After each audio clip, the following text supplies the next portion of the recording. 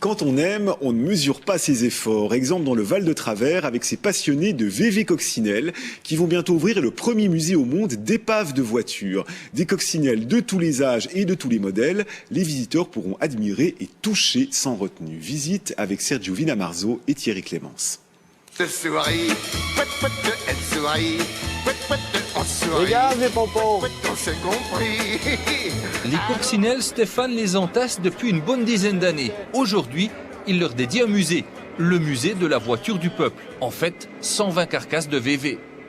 Il n'y a que des carcasses en effet, à part quelques-unes ici qui sont quand même assez jolies. C'est vrai qu'il y en a une en haut qui est assez jolie, qui était ma première voiture.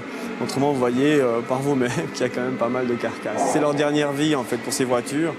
Et puis on va essayer de leur donner un endroit où pouvoir vivre tranquillement les dernières années. C'est ce qui vous intéresse, vous, c'est les épaves? C'est les épaves qui m'intéressent. Si vous en trouvez qu'une, c'est pas très joli. Mais si vous en mettez 50 alignées en carcasse, ça donne quelque chose de sympa.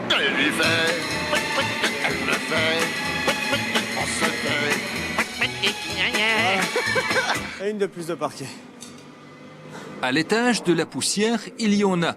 Mais Stéphane Lebas s'en fiche. Ici, chez lui, on s'amusera. On pourra même toucher. C'est vrai qu'on peut toucher les véhicules. En toute façon, en faisant bien attention, il y a quand même un petit peu de rouille à des places. Mais par contre, on pourrait très bien se mettre là et faire une photo. Et puis que ça soit tout à fait, alors en même temps ludique et en même temps récréatif pour tout le monde, qu'on puisse approcher les véhicules. 21 millions de coccinelles ont été construites dans le monde, 50 000 modèles. Et des raretés. Stéphane, bien sûr, en a déniché. Voilà. Pour la plupart des gens, c'est pire qu'une épave. Pour moi, je trouve ça génial, quoi. Elle est de 1952, c'est une voiture qui a été déterrée tout près d'ici. Et j'en ai une autre comme ça, qui est de 1950, qui est la 8737e voiture qui a été construite dans le monde. Et puis celle-là, ben vraiment, elle est dans un état mais typique d'une forêt, donc on va la reproduire comme ça.